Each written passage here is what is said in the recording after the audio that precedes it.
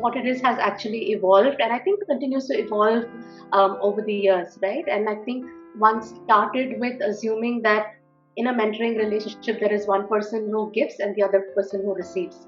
But over the years, both in the event of my being mentored individually by several wonderful people, whether it was in college or at TES or at NIMHANS, for me, I think I have reflected and then really found that in that mentoring relationship, the mentor gets almost as much, if not more, as the mentee does. So whether you're talking about individuals or you're talking about organizations, right? I mean, where I am today, I try and facilitate mentoring across organizations. So my view is that the assumption that mentoring is a one person giving, other person receiving, I think that has changed, and that comes from, I think, self-reflection and really sitting down and thinking about the content of the engagement and the relationship. I think for me, it's the simple reason that my life shifted because of the mentors I got, and continues to, those experiences continue to be transformative for me. Just, I know, like, I grew up in a very, very regular middle class family.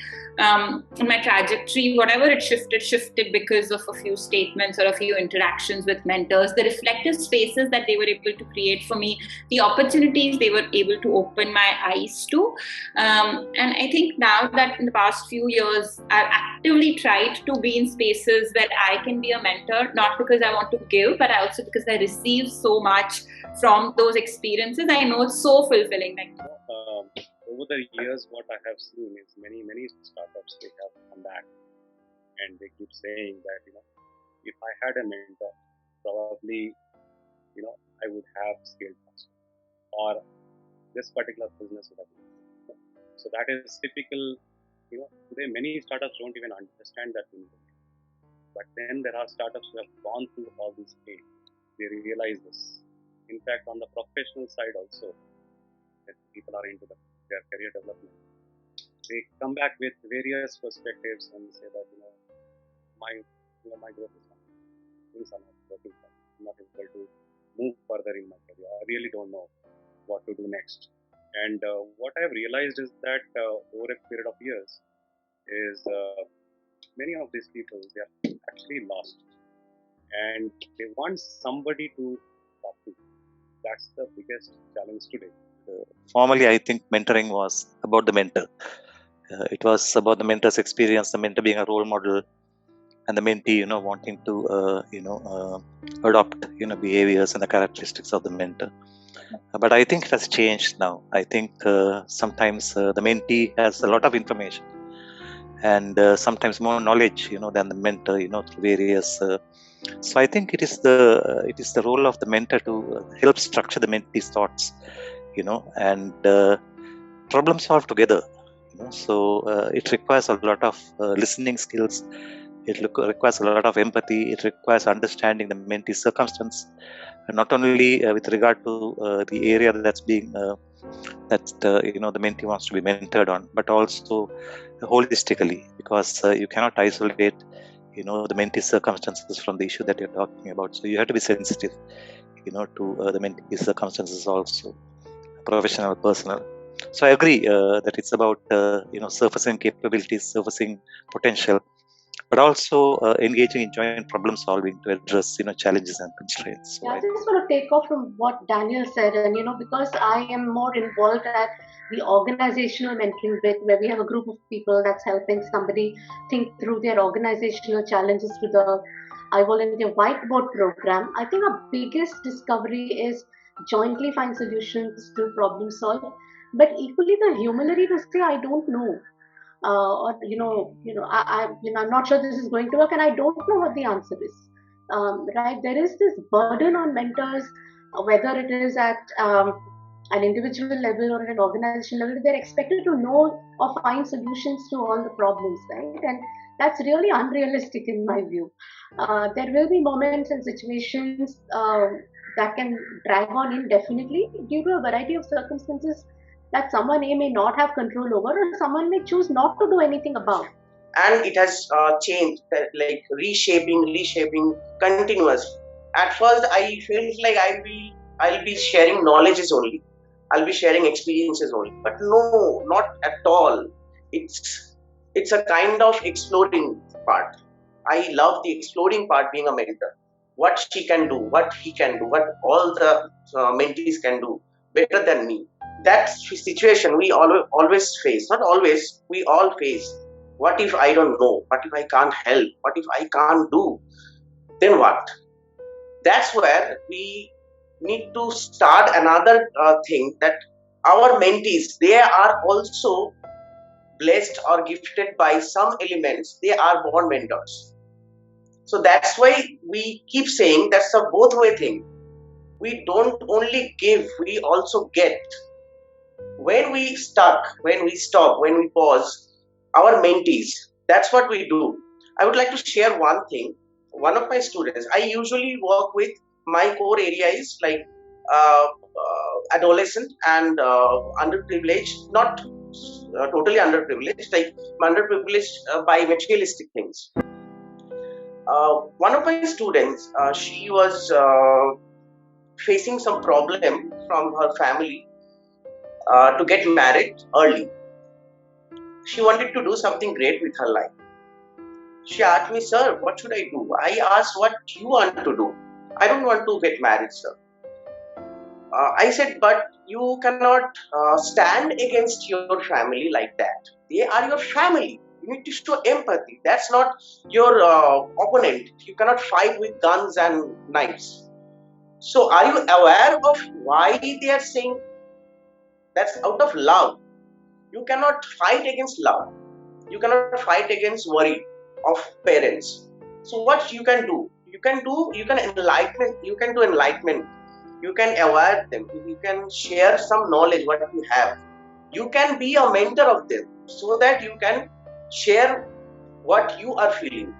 She did the same, but she didn't stop there. I just said she was willing to be a great person, to do great with the society. She didn't stop there. That experience pushed him so hard, she became another social activist and she stopped early marriage. And I feel proud of that thing. I would not say that mentoring has evolved only because of pandemic, because that is what today people are thinking, that more and more startups and professionals, they are getting into what they are seeking help from mentors. But that's today what we feel about it. But in fact, it has been there from very very very long.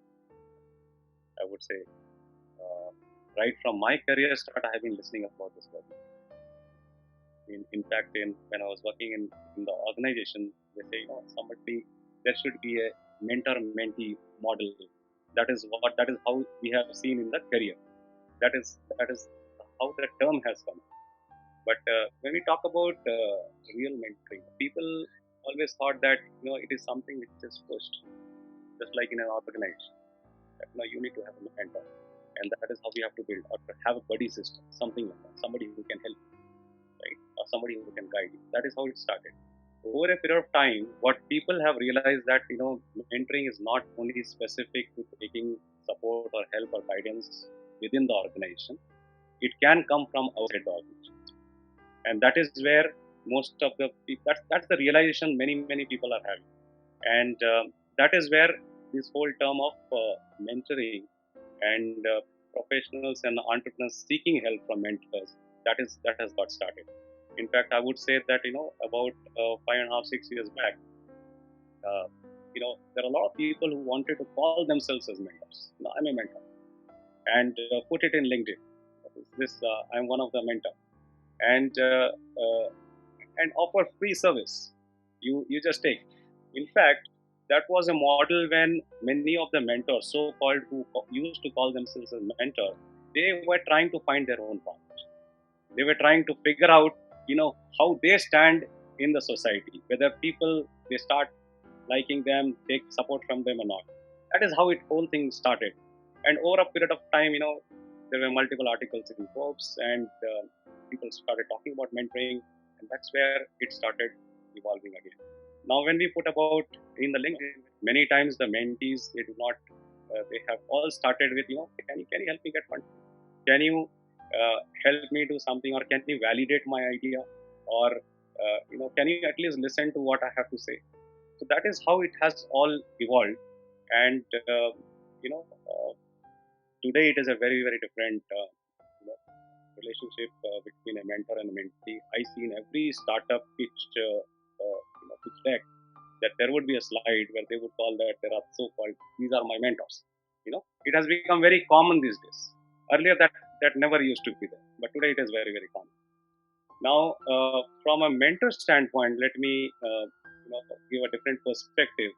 That mentoring is not just about caring or helping people see something more than what they are seeing, but it is I would say it is you are actually becoming a role model, not because you think that you are a role model, but your mentees think that you are a role model, and then we have to live to that particular level of commitment, and our level of commitment is a lot more than what the mentees are expecting. So that is how the whole thing evolves. It's a responsibility that we take, and unless we take that responsibility as a mentor, the mentees are not going to. It's not something saying that I have mentors, 5 students, 10 students, but now I have mentors so many startups. It's not about that. It's about creating a difference in that particular startup or founder's life or that particular professional's life. And unless we do that, it is not going to be satisfying. It's not about filling our LinkedIn or resume. Right? So that is where it has been evolving, and people are getting engaged both from a mentee-mentor model. They're getting engaged in this particular fashion today. In fact, I will tell one specific example that at the beginning of the career, many professionals, they would say that, okay, I want to learn this particular skill. I want to be good in Python. I want to be good in data science, and that is how I'll be able to grow in my career. But as a mentor, that mentor will guide you, saying that skill is one thing, but commitment is more important. Are you just focusing on your skill, or we need to focus on the commitment?